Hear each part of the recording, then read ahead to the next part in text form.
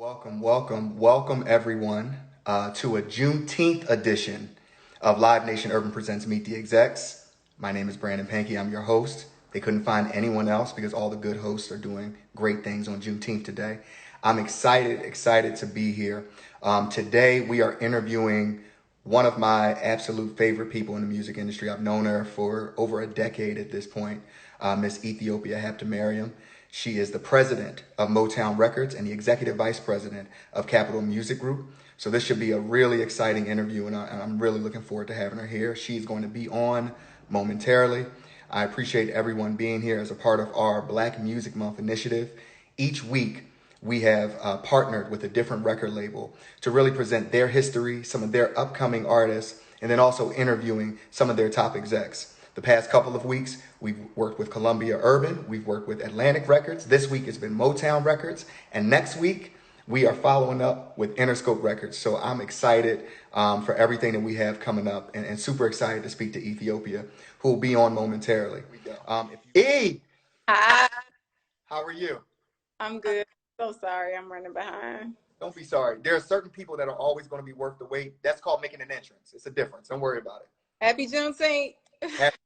Happy Juneteenth, everybody. As I stated, we are on IG Live with Miss Ethiopia Habtemariam, president of Motown Records and the executive vice president of Capitol Music Group. E, thank you so much for making time for us today. Thank you for having me, Brandon. Always, of course. So what we do with all of our guests is we like to chart the journey, right? I know you started at LaFace as an intern at 14 years old. Can you talk about that moment, getting you all the way? Give me a second. You're going right into it. Come on. What you want to say? You know what? That's okay. All right. Let me just have some water. Just give me a moment. Hold up. Drink some water. I'm just excited. I've been talking for 10 minutes, so I'm trying not to talk anymore. That's all. On my last Zoom meeting. Right. Okay. Go. Here we go. Okay. So from LaFace internship at 14 years old to president of Motown Records and of Capitol Music Group to being one of the most powerful people in the music industry, male, female, black, white, whatever. Talk about that journey and how you got here, because I think it's important, particularly for young black women, to hear this. Okay. Take your time. Okay, so I grew up in Atlanta, Georgia, and Southwest Atlanta to be exact. And Atlanta at that time, well, Atlanta it's always been a musical city. And I came up in the era of, you know, when LaFace was thriving, Jermaine, Dallas, you know, just incredible musical city. And I always grew up loving music, child of immigrants. And music has always been a big connective thing for me. And I knew I wanted to pursue a career in music. That was my passion. Living in Atlanta, went to middle school with Criss Cross. Wow. Anyway, I went to Mays High. My freshman year in high school, Shanti Das, the legendary Shanti Das, who was an alumni of Mays, came and spoke at my my class, and that changed everything for me. Shanti came and spoke. She's always been someone that was always giving back, and she was heading up promotions at LaFace at the time, and she was so fly. And at the time, I used to read fanzines all the time, and I never knew about any other career in music outside of reading about production companies or publicists, right? And so she worked in promotions. And I just went up to her after she came and spoke and asked if I could shadow her for a day. She said yes. And I think the day that I shadowed her, her assistant was sick. I was like answering phones and stuff, and I come back that summer. And I did everything under the sun. My parents would let me take the train to Buckhead, where the LaFace office was. And I was doing everything I could. Street teamwork, stuffing envelopes. I did everything. Cut to in high school, I was doing, you know, celebrity basketball games. I was doing parties. I did everything. And that just went on through my high school years. Shaka Zulu was on the radio at Hot 97 in Atlanta. I would have him host my celebrity basketball games. Mm-hmm. My girl Lala back then, she was interning for him. She would host parties for me. Okay. I mean, I was like just in the scene in Atlanta, putting in the work. When I was 17, I got hired at LaFace as a production assistant in the department, which was like not glamorous.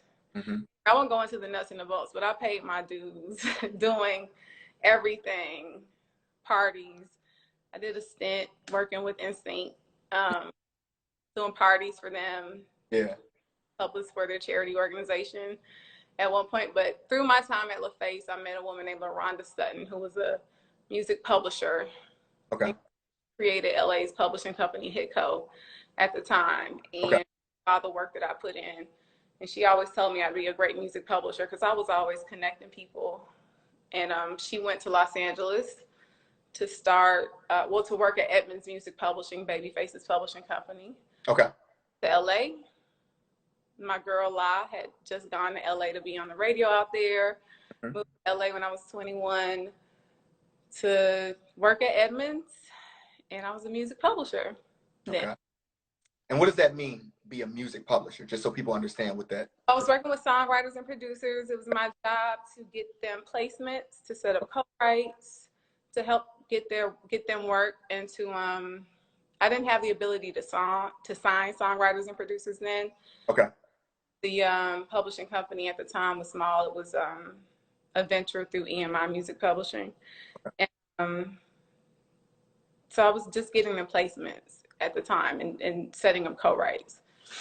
And music publishing, yeah, so it's you deal with the songwriters, producers, you help mm-hmm. get their songs placed, you help grow them as writers and producers, and you help artists grow as writers as well. Gotcha. And it's basically A&R also. Mm-hmm. So I did that for years. And I would go to New York all the time to place records.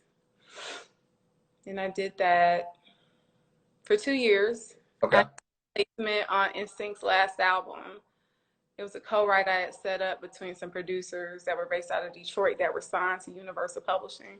Okay. And that's how Universal Publishing became aware of me. And then they made an offer to hire me. And mm-hmm. I went to New York. The business was really all in New York at that time. Okay. Los Angeles, and like the labels weren't really based in Los Angeles as much. You really only got your cuts like in New York. Mm-hmm. So yeah, I went out to New York, and I was in New York for almost like 8 years. Okay. And got to sign a bunch of incredible talent. Yeah. Okay. Of it all for me, really. That's where my career really kind of like started kicking off. Got you. And let me sidebar. This has nothing to do with anything. LaFace, I just want to shout out LaFace only because they produced the soundtrack to my favorite movie, Boomerang, back in 1992. So classic album. That's all. I just wanted to throw that in there. So from that soundtrack. What you said? What were your favorite songs from that soundtrack? Oh, can I say that on IG Live? My favorite songs. So, everybody liked End of the Road, but it was really, it shouldn't have been Love Should Have Brought Him Home, because I wasn't listening to that in some mm-hmm. of my, that's another IG Live. But it was Love Should Have Brought You Home. It was my joint. It was Johnny Gill, There You Go. It was There You Go. That was it. Karaoke, all of that. But again, really? That's another, these are other IG Lives that we don't need to. Right, Brandon, who knew? Don't let the glasses. So here we go. So, right. So outside of that, let's mm-hmm. get to Ethiopia stories. So, so from music publishing, what made you want to really transition into the label side? Like, why become the president of Motown Records? And what does that mean to be a part of that legacy of Motown? You just asked me why become the president of Motown Records. It's called a layup question. It's called a layup. Come on. It's called a layup. So I will say that was never something that I set out to do. Mm-hmm. I never said that I wanted to like be at a record label. In fact, I probably like spoke against it for a long time. Truth be told. Why is that?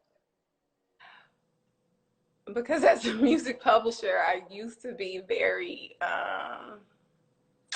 you know, you just don't know. When you have a certain perspective as a music publisher, which as a publisher, you just have a certain perspective. It's cool. If you're a music publisher on the live right now, I just want you to know you don't know till you know. So come to the other side and then you get to like fully see the full game.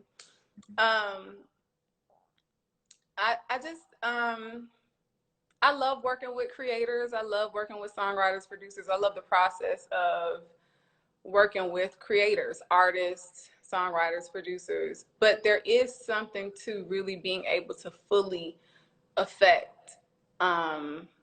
music as a whole and having the full 360 perspective. I think me also being able to like grow into management, also coming from, you know, being in music publishing and having that experience of working with Carrie as a songwriter and then being able to, you know, be in management also and learning more in that way. I've always wanted to grow and evolve. That's just something about me. Evolution is important. I never want to be stagnant. And so that was a part of what my growth was from being a publisher into coming into a label. I am a advocate for artists and for talent and for creators. I respect the gift of music. Recognize that it is a gift. You know what I mean? It's not something that I'm blessed with. I can't sing, but if I could, it'd be a rap for everybody. Right. It is what it is. But I know that it is a gift, right? And I think that my gift is to see the gift in others and to also help them bring their gift to the world, right? You know, like that's important, you know, and that's why I'm here. And I've known that for a long time. So being in the business, understanding the business, being a part of like educating talent, being able to like help bring their gift to the world, to educate them along the way, to create other opportunities for other executives, etc. It's why I'm here. Yeah. So it's a part of how I like show up in my career as well. It's been a part of like the work that I do and how I've moved since I've been in it, you know. Yeah. So here's another question. So music publishing. Yeah. Management. Yeah. Done so much in your career. Questions that I'm always asked by individuals who are trying to enter the music industry, you know, because we know how much of a grind it is to work in it, and particularly for you to have so many different jobs and positions. How do you find time for Ethiopia outside of all of this? How do you make time for yourself? So, you know, do you have a proper, I call it a life balance. I don't even call it work-life balance, because when we put work first, that means we don't have a life. Do you have a proper life balance? And if not, like, how do you find that? I don't know. Okay. Well, so here's the thing. A proper life balance. I think that we are all, I don't know if you ever fully have it all in balance. That's what I've learned, right? That we're every day working towards, you know, figuring it out, right? Right. But if you love it, if you love what you're doing, if you feel like you're kind of like walking in your purpose and you know what I mean, you're with it, you know. And I think if you're, again, evolution is important to me, like not being stagnant, not being in the same space or staying in the same kind of mindset. I like to grow. I like to be challenged. I like thoughtful conversations. I like learning new things. I like being inspired and challenged, even when I'm going through difficult times in my life or difficult times, period. I need for a purpose and a reason, you know. So kind of got to just be aware of that and just know you'll get to the other side, but also be conscious of the fact that this difficult time is for a reason and what is the lesson in this. You know, I do think it's important to know to take care of yourself though. and Yes. be aware of like if something isn't good for you, right? Am I making a lot of bad decisions? Do I keep repeating the same thing over and over again that has me in this place, right? So, you know, those sort of things. Definitely don't have it all figured out, but those are the things I think about. I don't know if I have like balance. I'm also a Libra. Balance is something I'm always thinking about. And when I'm like completely off, you know, the ebb and flow. That's what life is for me. And I think, you know, not trying to passion. I thought my team up in here showing love, guys. Motown team. Uh-huh. But no, I do think it's passion, right? If you're driven by, you know, whether in whatever facet of life, whether that's work, whether that's, you know, career, relationships, family, I think.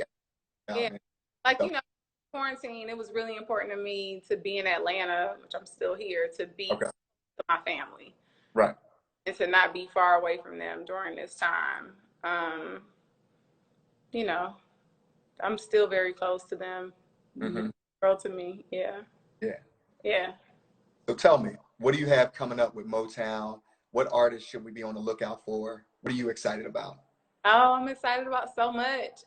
We just, Tiana Major 9 just dropped her new song today, Lucky, which I love. I've been blasting it all day when I haven't been on my Zoom calls. I'm excited about, clearly our QC family, what Little Baby is doing. Phenomenal. Bless him and him walking in his light and his purpose and what he's doing. You know, he understands his influence and the bigger picture. That record is, you know, so special. We have a lot of great music coming. Neo's record is so good, feels so good. You the Love, definitely check for that. Migos, this Needed record, fire. Everybody should check for that. What else?